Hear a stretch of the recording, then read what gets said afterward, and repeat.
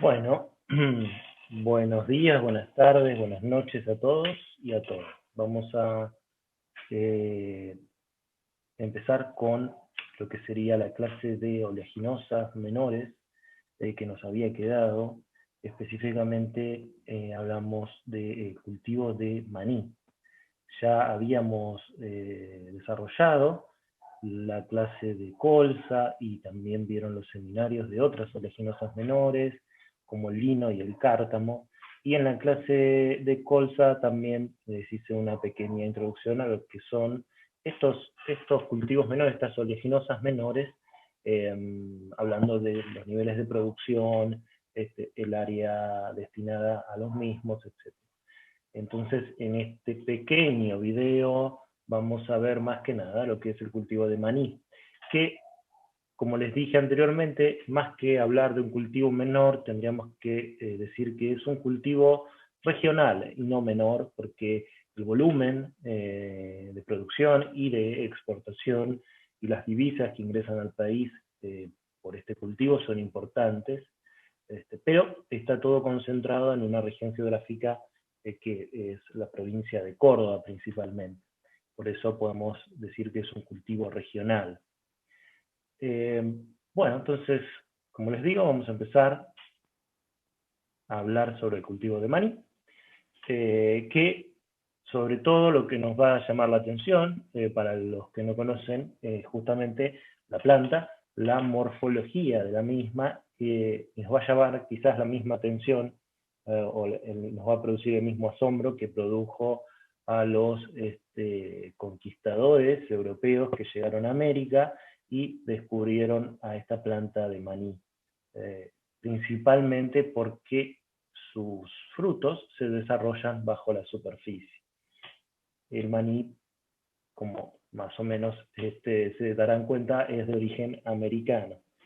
Es más, podemos decir que el maní se originó en una zona que comprende el sur de Bolivia y el norte de Argentina. Es decir, que de todos los grandes cultivos extensivos del mundo, podemos decir que el maní es el único cultivo de origen argentino o en territorio de lo que luego sería la República Argentina.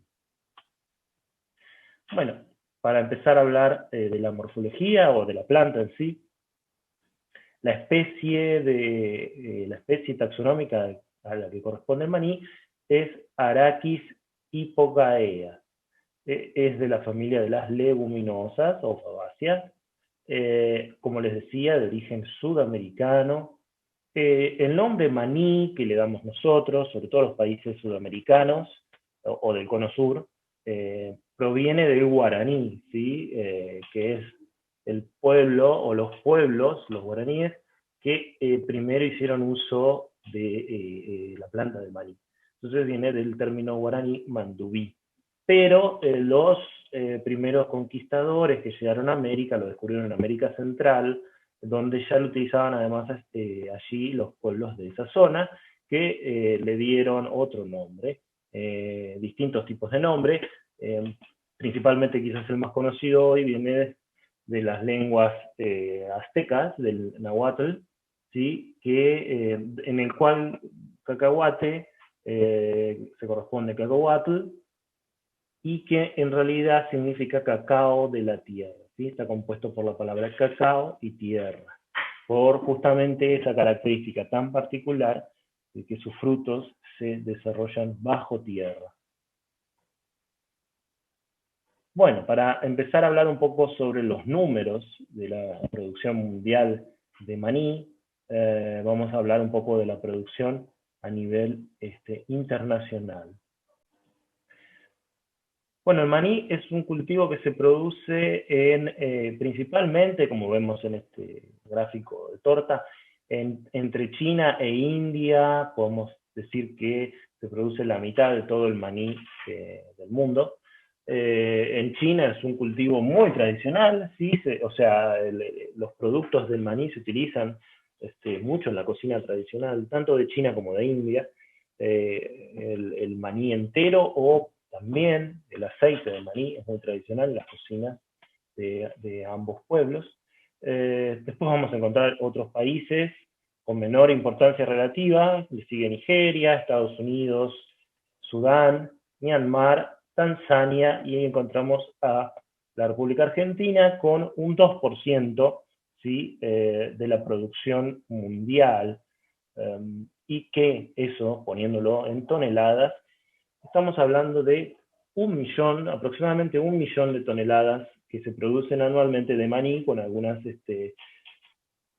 altibajos que ahora vamos a ver. Pero entonces hablamos de un cultivo realmente importante. Si recuerdan los otros cultivos menores, oleaginosas menores que vimos, donde hablamos de la colza con 30.000, 40.000 toneladas, acá estamos hablando de 1 millón de toneladas de maní en caja, lo cual es un volumen importante.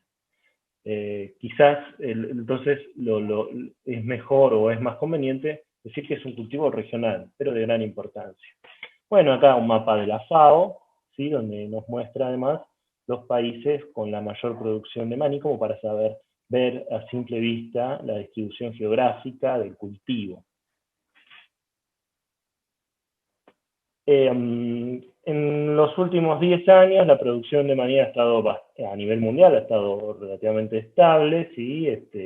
Podemos nombrar o decir que se movió de 35 millones de toneladas en 2009 hasta 2018 con 45 millones de toneladas, pero vemos que se ha mantenido relativamente estable, un leve crecimiento. Los rendimientos promedios se mantienen también estables, así que ha habido un crecimiento en la superficie destinada al maní.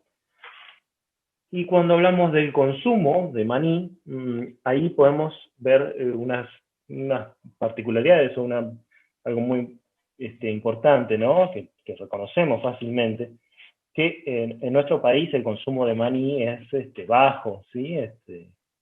Hasta hace unos años lo que se consumió de maní básicamente era maní en caja, directamente, suelto, se vendía suelto, todavía se sigue vendiendo suelto, y no pasaban de ahí el consumo. Entonces hablamos de un consumo medio per cápita de 270 gramos anuales. Cuando vemos otros países, sobre todo que yo les mencioné, China, uno de los grandes consumidores, consume 10 kilos por habitante por año de grano de maní. Le sigue Indonesia con 6 kilos y la India con casi 4 kilos. Y cuando hablamos de lo que es el aceite de maní, ahí también de nuevo China e India con 1,6 kilos China y 1,2 India también son los principales consumidores, lejos del resto. Bueno, también es una oleaginosa. Cuando se produce el aceite nos queda una harina de extracción con la cual se confeccionan pellets de buena calidad. Estos pellets donde más se consumen son también en China y en la India, ¿sí? Para la producción animal. En cuanto a la Argentina, el maní es un cultivo, como les dije, que actualmente es principalmente regional, es decir, que se cultiva, fíjense, esto es un promedio de los últimos 10 años, se cultiva casi el 90% en la provincia de Córdoba. A ver.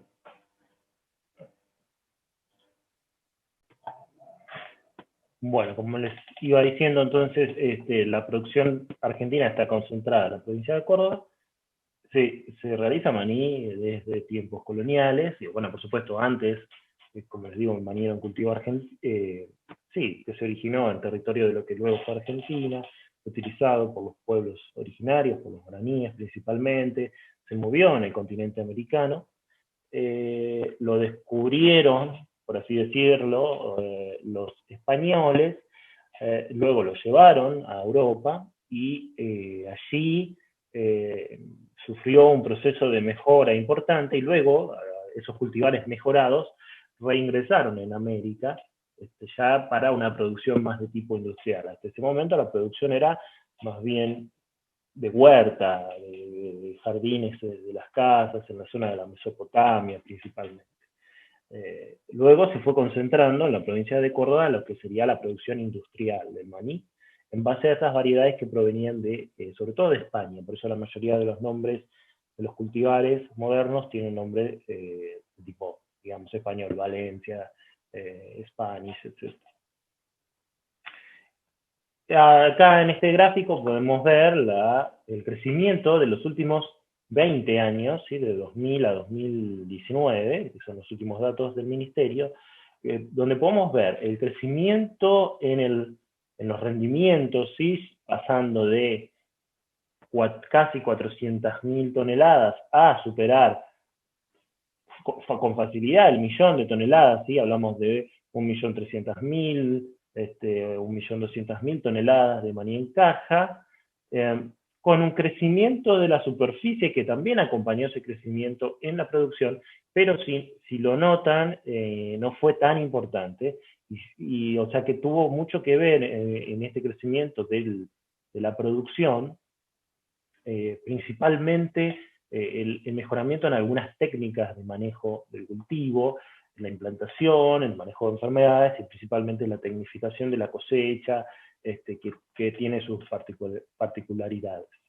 Pero también hay que reconocer que al ser un cultivo regional, como ya lo hemos mencionado en otra oportunidad, cuando en esa región tan concentrada hay algún suceso, sobre todo climático, concentrado, que afecte de alguna forma el cultivo, eso va a hacer que la producción a nivel país se afecte también, porque obviamente la mayoría proviene de esa zona. Entonces, acá vemos 2017, 2018, vimos una caída importante, sobre todo en lo que es rendimiento por hectárea y, por ende, en la producción anual, que se debió a un cambio, a una condición climática extrema, principalmente en el sur de la provincia de Córdoba. Como Córdoba representa el 90% de la producción, eso afecta obviamente la producción nacional. En la actualidad, y además como el cultivo de maní es extractivo y deteriora considerablemente el suelo, su estructura, etc., hay una tendencia a ir buscando nuevos lugares de producción y moviéndose de lo que es el sur de Córdoba. Entonces, las zonas más cercanas a lo que es el sur de Córdoba, pues puede ser el norte de Buenos Aires, están entrando en producción de maní. También lo que sería La Pampa, y también algo de producción, y provincia de San Luis. Vamos a ver que todas son zonas donde alguna de las características más importantes es que los suelos tienen que ser más bien sueltos, ¿sí? Para una correcta formación del fruto y de todos los procesos de cosecha, de arrancado también.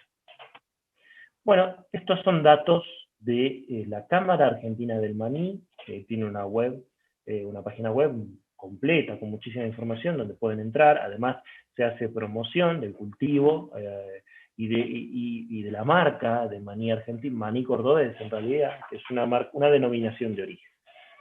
Y acá vemos los datos para los últimos 3 años, de las 3 últimas campañas. Si nos enfocamos en lo que es 2019-2020, que es en realidad, si bien ya terminó esta campaña, por supuesto, bueno, los datos aún son proyectados, no son los datos finales, ¿sí?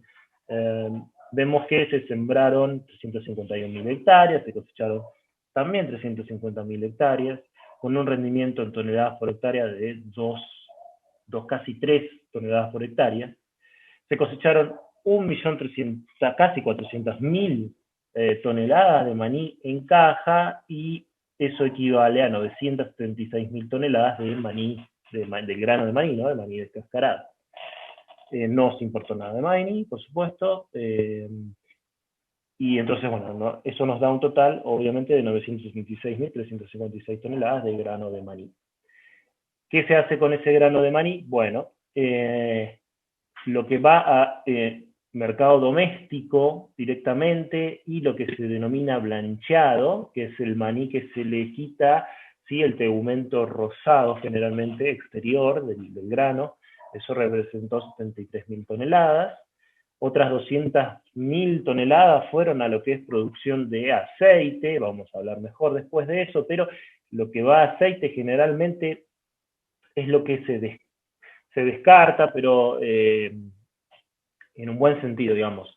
Lo mejor del maní, la mejor producción de maní, los granos más grandes, de mayor calidad, van a destino maní confitería. Los que no alcanzan esa calidad se destinan a producción de aceite. Entonces, podríamos llegar a decir que el aceite es un subproducto, pero en realidad es más que un subproducto, no es como el aceite de maíz, que claramente es un subproducto, sino que es un producto de alta calidad, del cual se produce también un volumen interesante y que tiene un excelente precio y que se exporta en su gran mayoría, ¿no?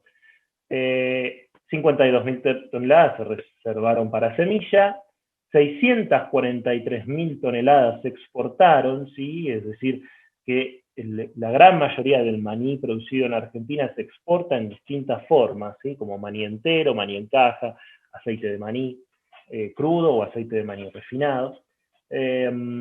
Y bueno, el stock final fue de cero, en realidad se procesa, o se procesa o se exporta todo el maní que se produce.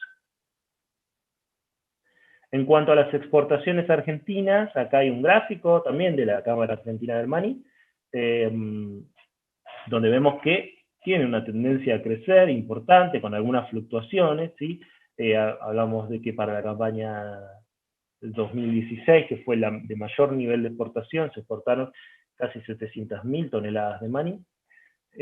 Los principales destinos a nivel global de todos los productos de maní principalmente van a Europa, el 67%, a Asia y Oriente el 6%, al resto del mundo el 11%, bueno, y el resto de las regiones geográficas de menor importancia. Entonces, principalmente a Europa y Asia y Oriente. A Europa va el maní de mejor calidad, el maní confitero o el aceite refinado. Eso lo podemos ver acá. Fíjense que el maní sin cáscara confitero, el 44% se exporta a Países Bajos. En cambio, el maní, lo que sería el aceite en bruto, ¿sí?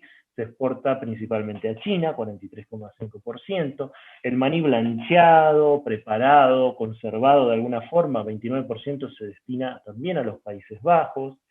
El 100% del maní para siembra se destina a Brasil, en cuanto a exportaciones, ¿no? Por supuesto.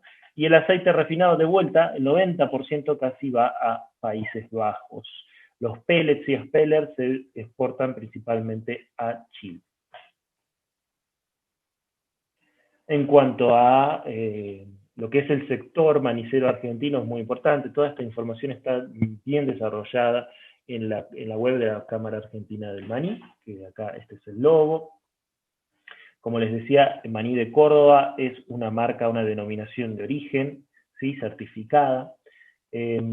Argentina es el primer exportador, entonces, a nivel internacional de preparaciones de maní. Es el séptimo productor y es el tercer exportador de maní crudo, ¿sí? El complejo del maní, por ejemplo, exportó $1.000 millones en el año 2012, 795 millones de dólares en el año 2013, desplazando a los Estados Unidos, India y China, se conformó en el primer exportador mundial del maní confitería, ¿sí? Fíjense acá, estos son datos, si uno entra a la bolsa de cereales de Córdoba, va a encontrar estos valores, sí, actualizados. Estos son valores de ahora, de la semana pasada, ¿sí? Donde el maní runner, que es todas las variedades que se siembran en Argentina son runner, después ahora vamos a ver qué se refiere con eso, está a 54.386 pesos la tonelada. O sea que, como les digo, bueno, tiene un excelente precio, pero toda la cadena del maní está absolutamente integrada, ¿sí? No hay productores que hagan el maní por su cuenta, sino que toda la cadena está integrada, tiene una integración vertical, es decir, que la industria y los productores están, como les digo, de vuelta por tercera vez, integrados, ¿sí? Cerca del 80% de la superficie se realiza por el sistema de aparcería. La industria y la producción da trabajo a 12.000 personas, hay 12.000 puestos de trabajo que dependen de la industria del maní, todos, por supuesto, en el interior del interior, en Córdoba. hay 25 empresas maniceras industriales asociadas que a su vez con los productores se integran para generar esta cadena. El mercado interno está poco desarrollado, como vimos el consumo nacional es muy pobre. En los últimos años ha crecido un poco el interés de los industriales, ¿sí?, de algunas empresas, en tratar de mejorar lo que sería el consumo interno. Y para eso lanzaron campañas publicitarias y mejoraron el packaging, ¿sí?, de los productos. Y el ejemplo, creo, clásico y que todos conocemos, habremos visto en góndola, es el maniquí. Entonces pasamos a ver de maní suelto a empezar a ver toda una serie de preparaciones. Maniquí, van a ver que tiene maní pelado, maní blancheado, ¿no? Lo que sería maní blancheado, salado, sin sal, tostado, por supuesto. Tiene preparaciones como pasta de maní, mantequilla de maní, la famosa mantequilla de maní que consumen tanto en Estados Unidos, y aceite de maní también, y otras preparaciones tratando de mejorar lo que es el consumo interno. Así todo, el principal destino, como vimos, es la exportación, ¿sí? La demanda se halla fuertemente entonces expuesta a las condiciones del mercado mundial y toda la producción de maní es industrializada entonces en el país. Es muy poco lo que se exporta como maní para industrializar en otros lugares. Bueno, este es otro gráfico que sale de la Cámara Argentina del Maní. Tiene como mucha información, queda un poco chiquito, pero si se fijan bien, si no, o entran en la página, van a encontrar mejor, lo van a poder ampliar. Pero por un lado tenemos lo que es el campo y por el otro lo que tenemos las industrias, ¿sí?, a partir de lo que es el maní de Córdoba, que como dijimos es una denominación de origen, Córdoba Peanuts, la denominación maní de Córdoba, certificación de origen, ley provincial, ¿sí?, es un sello de calidad que garantiza calidad premium según los más rigurosos estándares internacionales. Si vamos para el campo, entonces dijimos para el lado del campo, ¿sí?, 91% del maní se siembra en Córdoba, eso son 300.000 hectáreas, un poquito más, en 34 localidades cordobesas. Es el primer, dijimos, exportador a nivel mundial, con más de 100 países, pero bueno, vimos cuáles eran los principales países. Bueno, habla un poco de las buenas prácticas agrícolas que toda la cadena está tratando de implementar, sobre todo por las condiciones en que se produce el maní. Bueno, esto está demasiado chiquito para verlo, así que se los dejo si lo quieren ver en la página. Y de este lado las industrias, la mano de obra, la inversión, el agregado de valor con las distintas preparaciones que se dan, el consumo, ¿sí?, a nivel nacional, que es tan bajo, y las cualidades como alimento saludable del maní. Bueno, hablando de eso, justamente, ¿cuáles son los usos del maní o qué usos les da la industria del maní? Digamos, Argentina se caracteriza principalmente por lo que es el maní confitería entero, el maní confitería partido. Hay distintos niveles de partido para distintos destinos. El maní blancheado, que justamente es sí, sin la cáscara, sin lo que es los tegumentos de la semilla.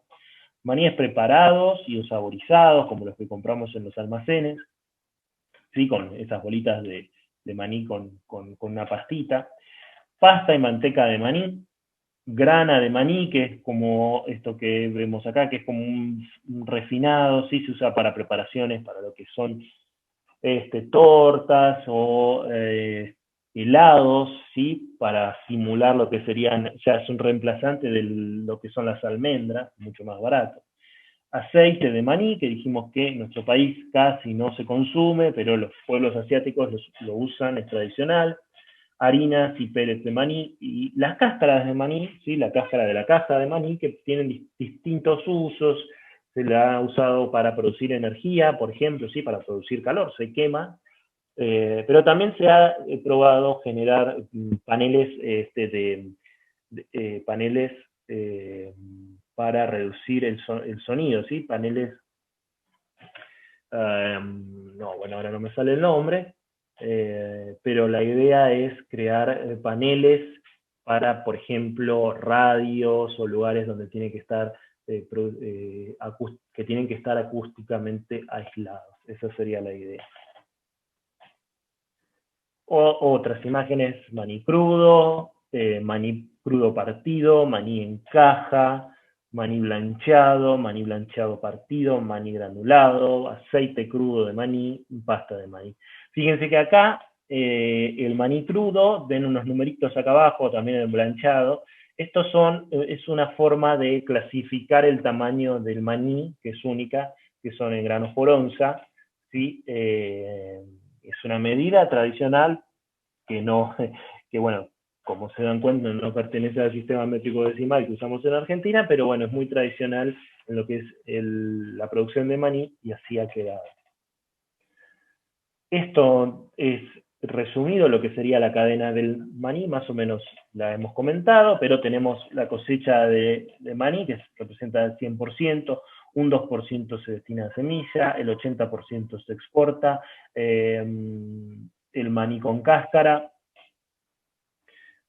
cuando lo descascaramos nos queda un 70-80%, que es el maní sin cáscara, del cual el 20 a 10% del maní que no clasifica a confitería va a industria aceitera para producir aceite de maní, que es un 40%, en base 40-45% en base a la proporción de aceite que tiene el grano, y los pellets es un 60%. Entonces, y lo que es maní confitería, que es un 50-60%, luego pasa por diversos procesos, ¿sí? Puede ser maní con piel, blancheado, pasta de maní, que representa el 1%, bueno, todo más o menos lo que hemos venido hablando. Bueno, ahora entonces vamos a pasar a hablar en sí de la planta, ya hablamos del mercado, vamos a hablar un poquito de la planta. Bueno, algo de esto ya habíamos mencionado. La Arachis hipogaea es de origen americano, noroeste de Argentina, sur de Bolivia, sería la zona geográfica del origen donde se origina la especie, además, porque es una especie tetraploide que había sido producto de la cruza entre Arachis hipaensis y Arachis duranensis, y luego se fue moviendo geográficamente. Obviamente que todos los movimientos de esta especie tienen que ser fueron de alguna forma favorecidos por el uso de los seres humanos, porque imagínense que como el fruto se entierra, no tiene una gran capacidad de dispersión. Llegó a Perú, donde los incas lo utilizaron, de hecho hay restos arqueológicos de su uso, llegó a Centroamérica, como les mencionaba, y allí lo descubrieron los colonizadores, que lo llevaron a Europa, donde más que domesticaron, como dice acá, el cultivo ya estaba, la especie ya estaba domesticada, lo que hicieron fue mejorarla, digamos, a través de los años, de las décadas, mejoraron, y por ello los nombres comerciales de las variedades actuales tienen nombres, como decía yo, españoles, Valencia, España. Fue la primera oleaginosa cultivada en nuestro país en 1880, y hacia 1930 el cultivo comenzó a desplazarse a la provincia de Córdoba. Creo que más o menos esto ya se lo fui diciendo. Esta es la zona geográfica donde se habría originado la especie tetraploide. Fíjense la distribución de Arachis duranensis, ¿sí? Es toda esta zona. Arachis hipaensis en esta zona de aquí, y acá es donde se tendría que haber originado la especie tetraploide Arachis hipogaea. Todos estos estudios, hay una gran cantidad de estudios referidos al origen de Arachis en la zona norte del país, principalmente concentrados en la Universidad del Nordeste, que está ubicada en la provincia de Corrientes, ¿sí? En la capital, en Corrientes. Allí inició sus trabajos hace muchos años un gran botánico que se dedicó a estos temas, que su apellido era Krapovica, y luego el grupo actual que estudia todos estos eventos también tiene muchísimos trabajos que si les interesa pueden revisarlo. Digamos, el director de este grupo es el doctor Guillermo Seijo. Búsquenlo si quieren, búsquenlo por su apellido, y van a encontrar todos los trabajos, las investigaciones muy interesantes que han realizado en base al origen del maní. De hecho, hace 2 años, el doctor Seijo vino a la Universidad del Sur a dar una clase de domesticación del maní en el marco, digamos, del curso de posgrado que da la Cátedra de Domesticación, Agricultura y Feralidad. Así que bueno, muy interesante el tema, pero nosotros seguimos con la parte del cultivo. Estas son las zonas que vimos donde se está realizando actualmente. Hablamos del sur de Córdoba, fíjense cómo también se realiza algo en lo que es el sur de San Luis, norte de La Pampa y y norte de Buenos Aires, pero vemos que está todo en esta zona de por aquí. Sobre todo lo que es el norte de Buenos Aires, norte de La Pampa, es donde se está moviendo por el tema de los suelos principalmente, para encontrar suelos frescos, digamos, y no tan laboreados, o tan, no laboreados, sino deteriorados por el cultivo de maní. En cuanto al grano en sí de maní, hoy dijimos que tiene entre un 40 a un 48% de aceite, un 20 a 25% de proteína, casi 10% de fibras, y si se fijan la proporción de ácidos grasos, tiene niveles relativamente elevados de ácidos grasos saturados, de grasas saturadas, que no deberíamos tratar de reducir su consumo. Tiene buenos niveles de ácido linoleico, comparables a, podríamos decir, comparables a la colza, si quieren, un poco más que la colza, casi trazas de ácido linolénico, lamentablemente, porque es un ácido desde el punto de vista alimenticio que es muy beneficioso, pero bueno, eso le da condiciones de estabilidad al aceite de maní, y también buenos niveles de ácido oleico, el 50%. Esto sería una variedad convencional de maní. Las variedades modernas, casi todas las variedades, por no decir el 100% de las variedades que se cultivan en el país son alto oleicos, ¿sí? Y más adelante les voy a explicar por qué, si el aceite no se consume casi en nuestro país. Bueno, acá algunos de los precios FOB en dólares por tonelada de los distintos productos del maní. Estamos hablando de $1.200 la tonelada, el maní confitería, ¿sí? También el maní partido y el aceite de maní, ¿sí? O sea, los productos ya más elaborados, o que sufrieron un proceso de industrialización, ¿sí? $1.200. En cuanto a la adaptación del cultivo, bueno, como ya también se los he mencionado, necesita suelos sueltos, se imaginarán, para producir bien lo que son los frutos, que se desarrollan bajo la tierra. Por eso se buscan suelos que son más bien franco-arenosos, bien drenados, nivelados, además, principalmente también con buena provisión de calcio, porque es un nutriente que lo necesita el fruto en su desarrollo. Como el fruto además tiene digamos, en las capas más externas algunas raíces, también el fruto absorbe nutrientes. Más que raíces, son pelos absorbentes. Y pH no menor a 5.5. En cuanto a la humedad, bueno, necesita lluvias moderadas, si quieren, entre 400 y 700 milímetros durante el ciclo, clima templado cálido, y especial la atención a no tener demasiadas lluvias de otoño, que por ahí en nuestra zona, que tiene suelos franco-arenosos, en otoño suele llover más, y por ahí complica un poco lo que es, sobre todo la cosecha, el periodo de cosecha. Lluvias de otoño aumentan las pérdidas de cosecha, hay más problemas de micotoxinas, ¿sí? Sobre todo de lo que son aflatoxinas, que son las micotoxinas de Aspergillus flavus, que atacan el maní, que son tan importantes y que están tan consideradas en lo que es la comercialización del maní.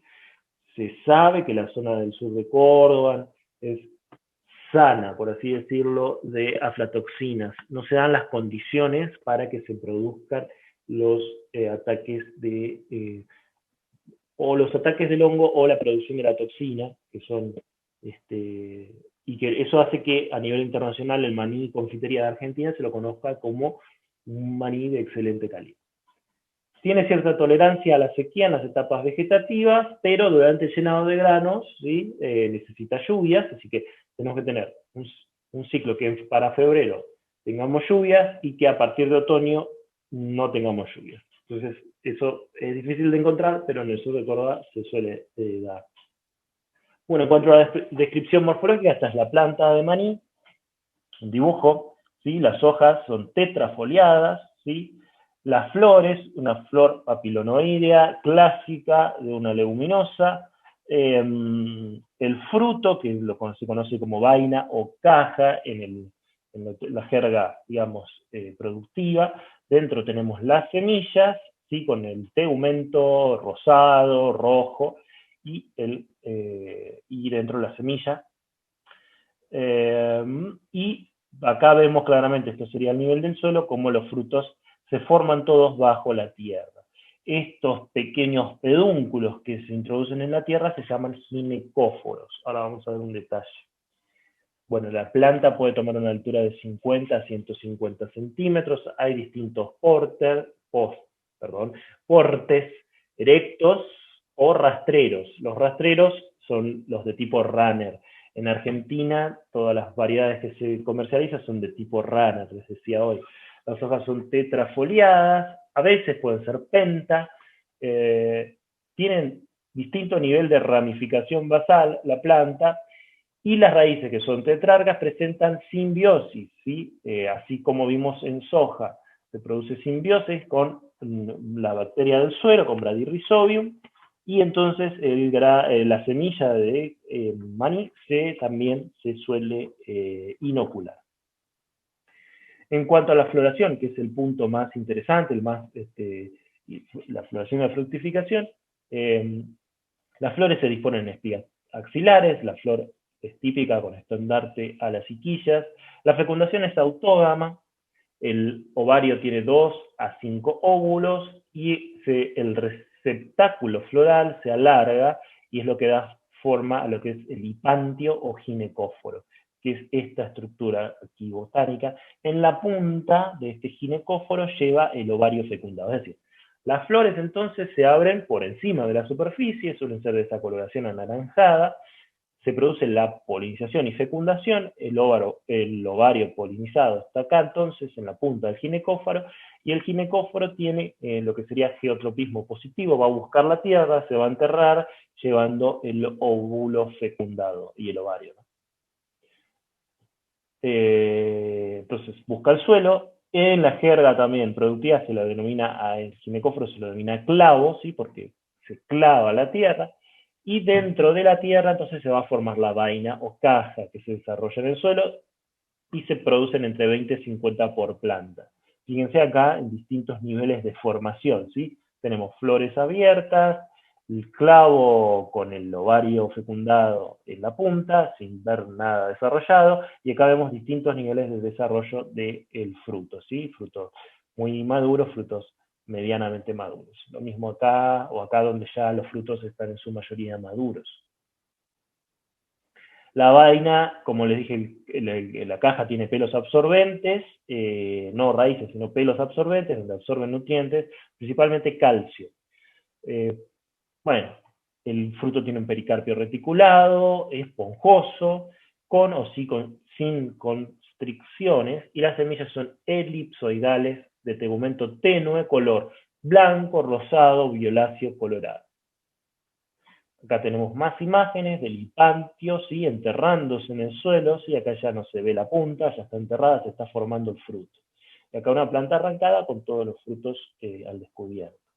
¿Sí? Acá vemos las raíces más por debajo con simbiosis.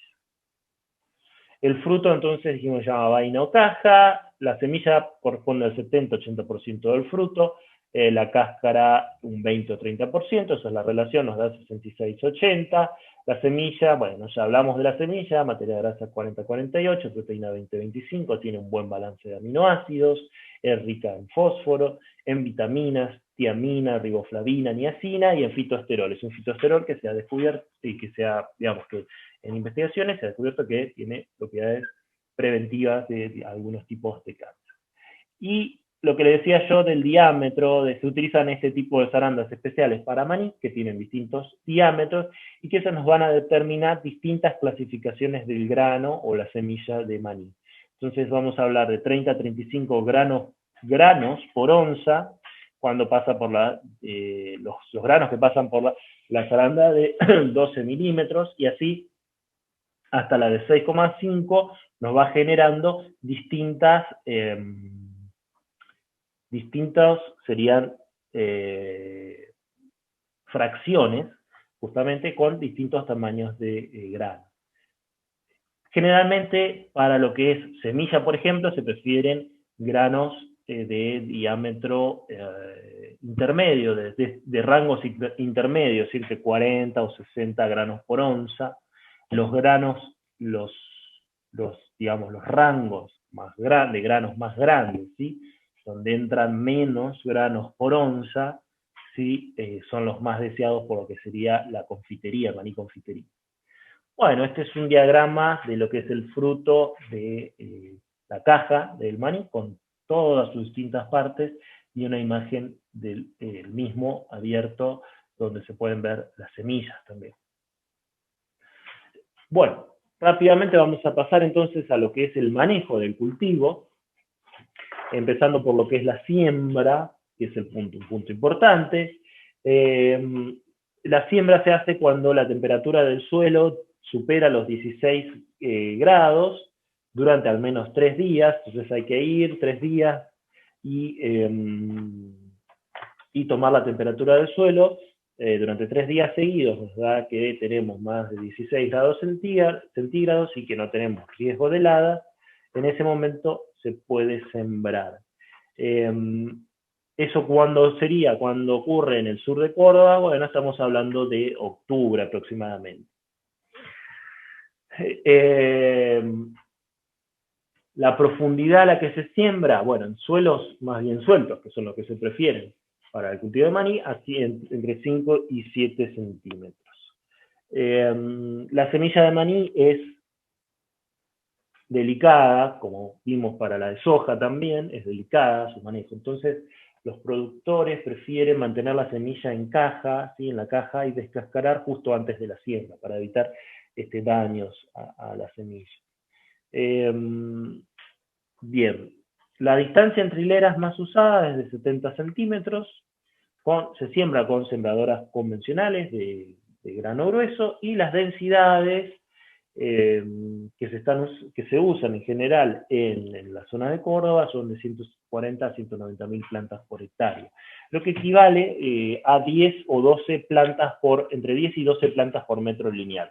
Es la forma que se expresa habitualmente la densidad de siembra en maní. ¿Eso a qué corresponde? Bueno, a 70 a 100 kilos por hectárea de semilla. Y como les había mencionado, las semillas medianas de granometría entre 50 y 60 semillas por onza. En cuanto, bueno, por supuesto la semilla tiene que estar curada, porque es delicada, como les mencioné, y es delicado todo su proceso de germinación, es lento, entonces tiene que estar bien curada y además tratada con inoculantes para producir una correcta simbiosis para fijar nitrógeno.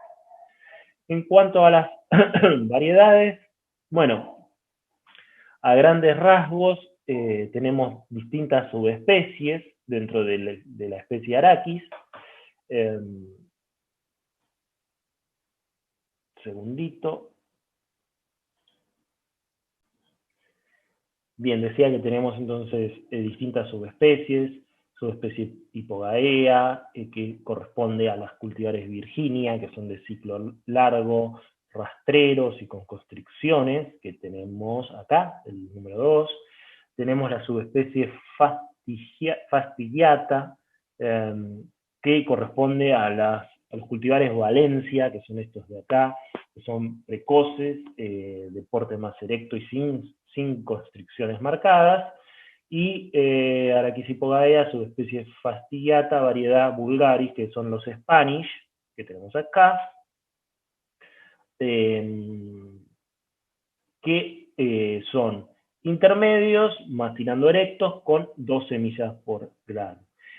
En nuestro país, yo les dije que todo es de tipo runner. Las runner, digamos, podemos decir que entran dentro del tipo botánico Virginia, ¿sí? Entonces son de ciclo largo, de tipo de porte más rastrero y con constricciones.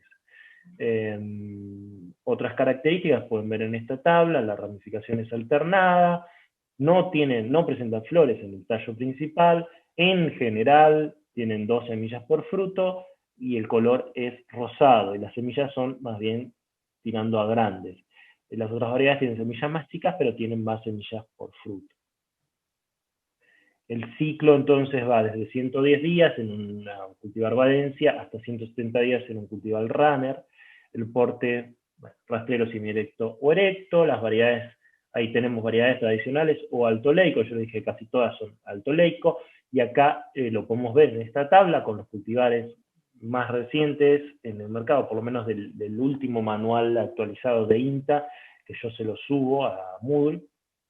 Tenemos estas variedades, fíjense, algunas de INTA justamente, y si, bueno, tenemos alguna diferencia en los ciclos, ¿sí? Entre 150 y 160, o 140 a 150, dice ciclo corto, pero son todos de ciclo medio largo, y casi todas son de alto leico. Aparte de su calidad nutricional o de conservación en góndola, todo lo que ya hemos hablado para otras oleaginosas, como se imaginarán, esto mejora la conservación del maní en sí, del grano de maní, sobre todo pensando que el grano de maní se genera en una caja que se entierra en el suelo, con la humedad del suelo, con el contacto con el suelo. Entonces, se ha visto que los altoleicos, por esa condición, hace que el grano en sí se conserve mucho mejor cuando todavía está en planta. Entonces, la tendencia es a que todos sean de tipo alto oleico. La relación grano-cáscara está entre el 70 y 82%, los colores, ya más o menos lo vimos. Y esto es una descripción de cómo son los patrones de branching o de ramificación de los tipos botánico Virginia y Valencia, les decía. Que los tipos Virginia no tienen flores en lo que sería el tallo principal. Bueno, en cuanto a la inoculación, les mencioné que se suele inocular con Bradyrhizobium para generar simbiosis, ¿sí?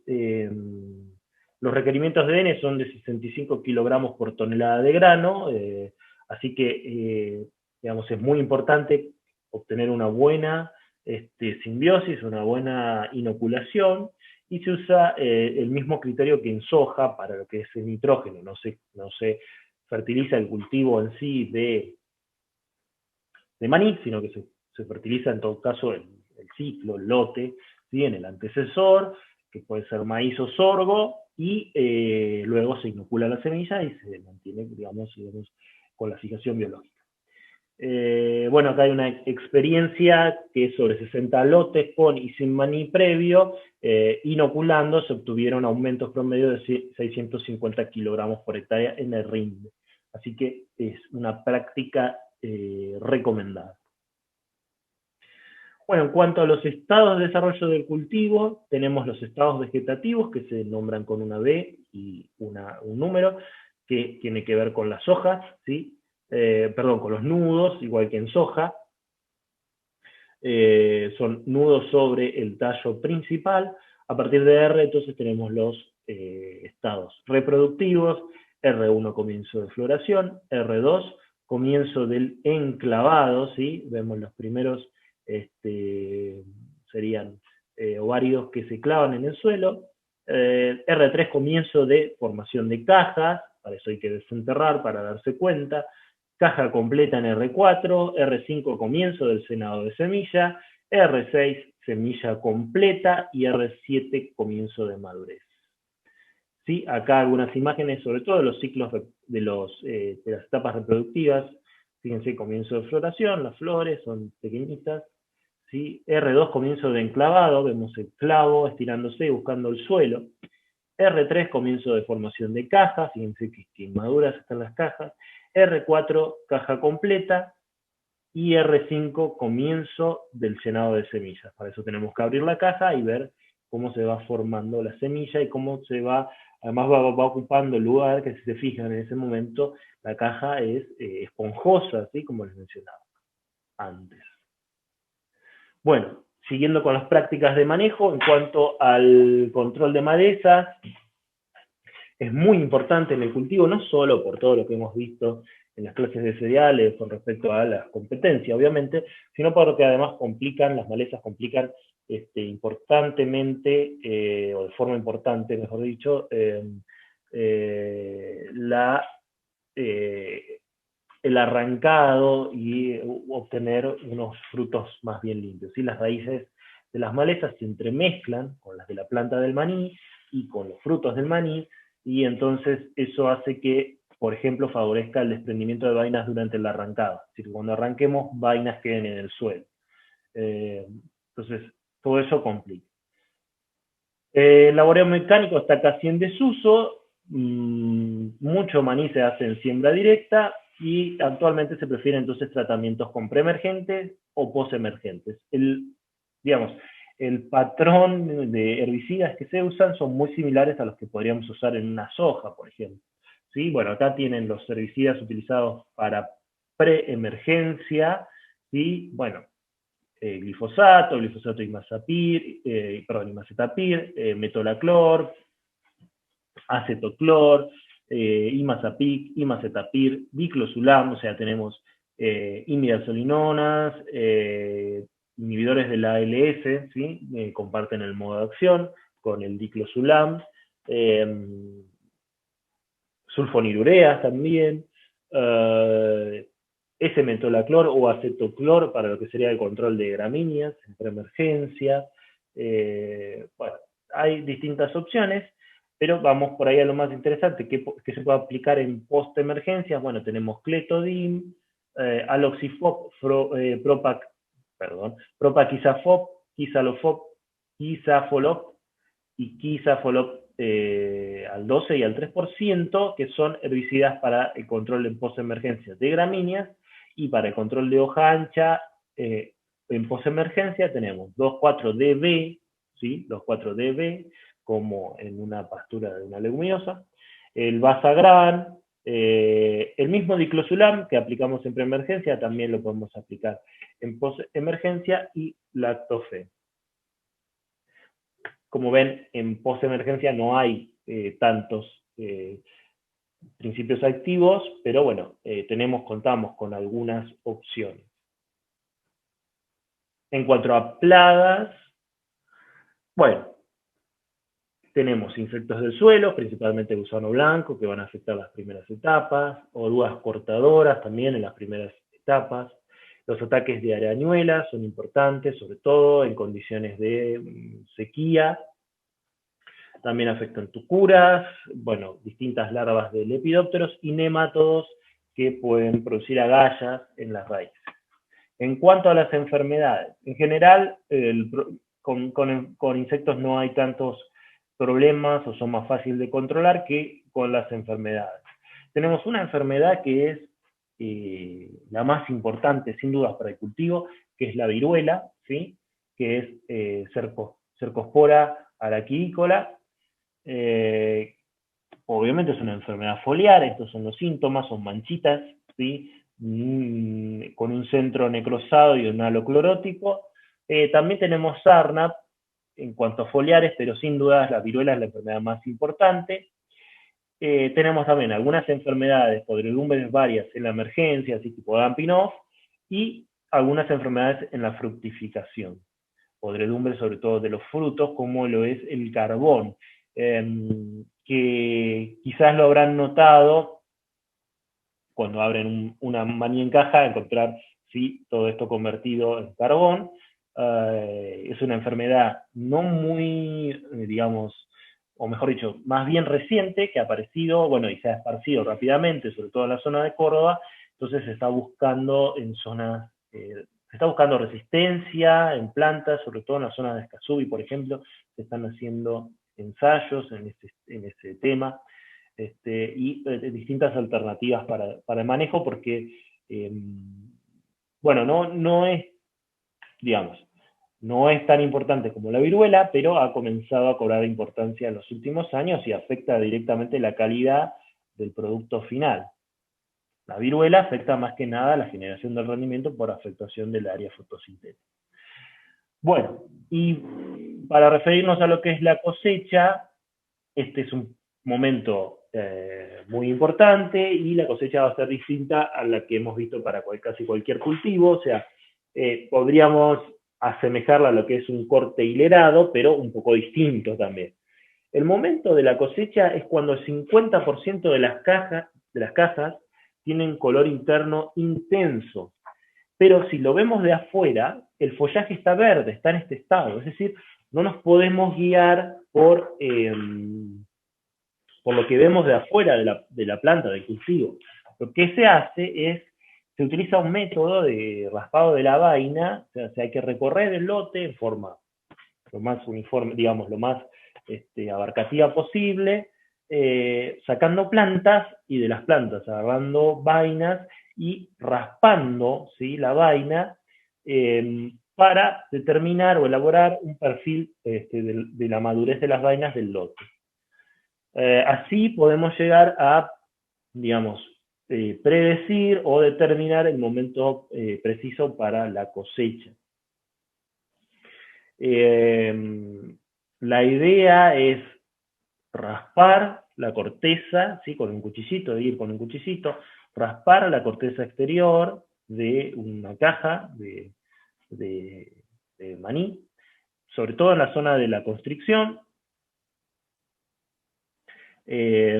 porque en esta parte, digamos, es la zona con donde va a estar más avanzada la madurez, y raspamos toda la superficie y vamos a ver el color que tiene, digamos, una vez que raspemos esa vaina.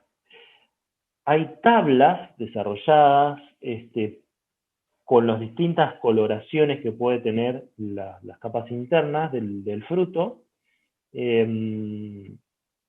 en base a esas tablas, uno mirando el color, puede determinar si ya está para cosechar o no, ¿sí? Entonces, como les digo, hay unas tablas que no las puse acá, pero después se las puedo agregar aparte como un archivo Moodle, como para que vean cómo es, ¿sí?, y que le permite al técnico que va a ir revisando la cosecha, determinar el punto exacto en el cual proceder a lo que sería el arrancado. No es la cosecha en sí, es parte de la cosecha, pero no es que cosechamos las plantas, sino que se utilizan estas máquinas, ¿sí?, que se llaman arrancadoras, que lo que hacen es justamente arrancar las plantas de maní que están verdes, removiendo parte del suelo y a su vez en el proceso de arrancado dando vuelta a las plantas de forma que las cajas de maní queden dadas vueltas y expuestas a la atmósfera, ¿sí?, digamos al aire, para que se sequen, para que se terminen de secar. En ese caso, entonces, tenemos el arrancado y la formación de una hilera invertida de las plantas de maní. Y luego de ese proceso, bueno, antes venía el empardinado, que ya está en desuso, es decir, se formaban, una vez que las plantas estaban secas, se formaban, digamos, parvas justamente de plantas de maní secas. Hoy actualmente se procede al descapotado con una máquina, una descapotadora, que va juntando la hilera y separando la planta seca de las cajas. Algunas imágenes más, también les voy a subir un video de este proceso. Esta es la máquina arrancadora invertidora, fíjense cómo es un diagrama, ¿no? Las plantas entran, o sea, tiene una cuchilla que va arrancando en profundidad la planta para tratar de juntar no solo la parte verde, sino obviamente las cajas. Esto pasa por esta cinta, donde además se produce lo que es el invertido de la planta para dejar lo que serían las raíces y las cajas para arriba. Y esta es la descapotadora, que básicamente, fíjense ya en qué estado están las hileras, ya están completamente secas. Lo que hace es levantar la hilera y separar la parte vegetativa seca de las cajas. Bueno, el momento de la cosecha, del arrancado es muy importante. Además del tema de la coloración, hay que tener cuidado, o sea, ser muy precisos en la determinación. En el punto medio, porque durante el proceso, digamos, del cultivo se producen muchas vainas y muchas, o sea, muchas cajas, y no todas van a llegar al punto de madurez perfecto, si algunas van a estar atrasadas y nunca van a llegar a madurez, pero el técnico a cargo de ese lote tiene que tomar la decisión cuando en promedio la mayor parte de las cajas están maduras. Porque si espera a que todas las cajas terminen de madurar, aquellas cajas que se formaron primero, las más viejitas, digamos, y que son las más grandes, las de frutos más grandes, las más interesantes desde el punto de vista comercial, van a terminar en pérdida de cosecha porque el clavo, ¿sí? el ginecóforo que mantiene unida el fruto a la planta, se va a terminar pudriendo. Entonces, cuando se produzca el arrancado, si dejamos pasar mucho tiempo, esas cajas que fueron las primeras en formarse van a quedar en la tierra y van a ser pérdida de cosecha. Por el contrario, si se adelanta mucho, va a haber otro tipo de pérdida por cajas que podrían haber llegado a madurar, pero que no se les dio el tiempo necesario.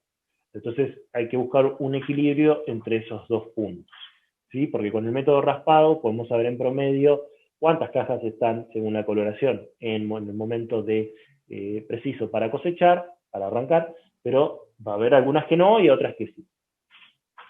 Bueno, en cuanto a la post cosecha, es muy importante la humedad con la que se almacena el maní. Fíjense que al arrancado, la madurez fisiológica es casi con 50-55% de humedad, y al arrancado tenemos entre 35 y 45% de humedad. Cuando se descapota, cuando se produce el descapotado, que pasaron 4, 5, 7 días hasta el descapotado, o sea, con las plantas en el campo, llegamos a un 18-25%. Pero la humedad no tiene que ser, bueno, no tiene que ser mayor aquí, perdón, al 9%, porque eso favorece el ataque de hongos. Tampoco tiene que ser menor al 7% porque se incrementan los daños mecánicos. Pero como vemos, 8 o 9% es bastante bajo. Entonces lo que se suele hacer es secar el maní en caja. De distintas formas, hay secadoras convencionales, otras secadoras más bien adaptadas al maní, incluso móviles. Bueno, no entra en lo que es la clase de hoy, pero el hecho es que en general el maní se seca para conservarlo correctamente, sobre todo por lo que es el ataque de hongos. ¿Y por qué los hongos son tan importantes? Creo que los mencionamos, sí, lo mencionamos anteriormente, pero por el tema de las aflatoxinas, principalmente por el ataque de Aspergillus flavus y Aspergillus parasíticos, principalmente flavus. Bueno, en cuanto a lo que les mencionaba, perdón, de las aflatoxinas, ya algo hemos mencionado, que son tan importantes para lo que es la producción de maní. Las aflatoxinas entonces son toxinas que producen, en este caso, en general, los hongos del género Aspergillus. En este caso, las que atacan a maní son Aspergillus flavus y Aspergillus parasiticus. En general, se las considera la misma especie porque son muy similares, pero bueno, son dos especies distintas. Las dos producen aflatoxinas. Estas especies invaden las vainas y las semillas, y las aflatoxinas pueden ser producidas antes o después del arrancado, también durante el secado, la cosecha, el transporte, el almacenaje. Pero hay que remarcar que las condiciones ambientales que favorecen el desarrollo del hongo no son las mismas que favorecen la formación de las aflatoxinas. Primero entonces tienen que dar las condiciones para que se produzca el hongo, y luego las condiciones para que se produzca la aflatoxina. Si evitamos la formación del hongo, obviamente vamos a evitar las aflatoxinas, pero muchas veces eso no es posible. La temperatura óptima para Aspergillus flavus está entre 36 y 38 grados centígrados, con una humedad superior al 80%. Y la temperatura óptima para las aflatoxinas se encuentra entre los 25 y 28 grados centígrados. El periodo crítico para la formación del hongo y para la posterior generación de micotoxinas son entre 3 a 4 semanas previas al arrancado. Y se ha visto en estudios recientes que, digamos, lo que mayor favorece la colonización de los granos por el hongo es la combinación de condiciones, de estas dos condiciones climáticas particulares, ¿sí? De sequía, de momentos de sequía, alta temperatura, estrés hídrico, eso predispone el ataque por el hongo.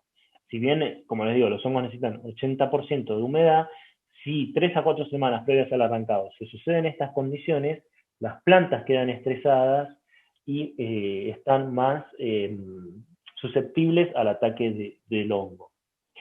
En cuanto a las aflatoxinas, bueno, los nombres, eso lo vemos mejor en tecnología, pero hay cerca de 6 aflatoxinas producidas por los géneros de Aspergillus, B1, B2, G1, G2. La B1, la aflatoxina B1 es el carcinogénico más poderoso, o el carcinógeno, mejor dicho, más potente conocido por el ser humano. Es digamos, la sustancia cancerígena más potente que conoce el ser humano, principalmente hepatotóxica, causa mortalidad en la mayoría de los animales domésticos, y por eso es tan importante, digamos, por eso se hace tanto control, tanto hincapié en el tema de las aflatoxinas. Fíjense, las tolerancias en Argentina son menores a 20 partes por billón, pero específicamente hablando de la B1, de la aflatoxina B1, son menos de 5 partes por billón. Y en Europa se hablan de 1 a 5 partes por billón, que igual es decir prácticamente cero, o sea, nada, como en Polonia o en Singapur. Y todo en base a estas condiciones, esta toxicidad tan aguda de la aflatoxina. Entonces, hablamos que es muy importante el periodo previo al arrancado. Si bien es esta la fuente más importante y no, como se creía antes, la contaminación durante el arrancado y el hilerado, sino que este proceso, estas situaciones estresantes para la planta previo al arrancado favorecen el ataque del hongo. De todas formas, a veces se ha encontrado semillas o frutos de maní totalmente invadidos por Aspergillus flavus que no presentaban aflatoxina. Entonces, esto es lo que les digo, lo que nos indica que las condiciones son distintas. Generalmente, para que se produzcan las toxinas, tiene que haber poca, el grano o el fruto tiene que tener poca humedad, al contrario que para el desarrollo de hongo. Tiene que tener poca humedad porque cuando el grano tiene elevada humedad, se produce unas sustancias que son protectoras, ¿sí? Que son las fitoalexinas, que inhiben el crecimiento del hongo y la contaminación con la aflatoxina. Pero bueno, es todo un mundo el tema de las aflatoxinas, hay muchísima información al respecto, pueden profundizar, pero en base a esto que les digo, que después vemos también con mayor profundidad con aquellos que hagan tecnología, es un punto importantísimo, especialmente para el maní. Para otros cultivos también, el maíz, por ejemplo, también hay problemas con aflatoxinas, pero el maní es muy sensible. En general en Córdoba, por las técnicas, por el clima, se considera, como ya lo dije un par de veces, una zona bastante limpia y sana de aflatoxina. Bueno, para ir terminando, les presento las normas de comercialización. Tenemos una norma de comercialización para lo que es maní en caja, con pocos rubros, sí, tierra, cuerpos extraños y granos sueltos, y es una base estatutaria. Tenemos una norma para lo que es maní descascarado para industria aceitera. Entonces, en ese caso, como el destino es industria aceitera, vamos a ver contenido de materia grasa, acidez de la materia grasa, y bueno, pues también tierra, cuerpos extraños y humedad. La base de materia grasa es de 44%. Y finalmente tenemos la norma comercial de maní confitería, que en este caso sí tenemos 3 grados distintos, que los grados se definen por el tipo y la proporción de granos dañados y la cantidad de cuerpos extraños. Hablamos de que este maní tiene que ser maní entero, de buena calidad, limpio, para destinarse al consumo directo al maní confitería. Bueno, y esto es resumidamente lo que les quería comentar sobre maní. Hay muchísima información, les dejo un manual de este cultivo que es tan importante para una zona del país y del cual, entonces, como vimos, se produce, hay una gran producción, ¿sí? Importante producción, de 1 millón de toneladas, con un altísimo valor también para el país. Así que bueno, con esto damos por terminada entonces la clase de maní.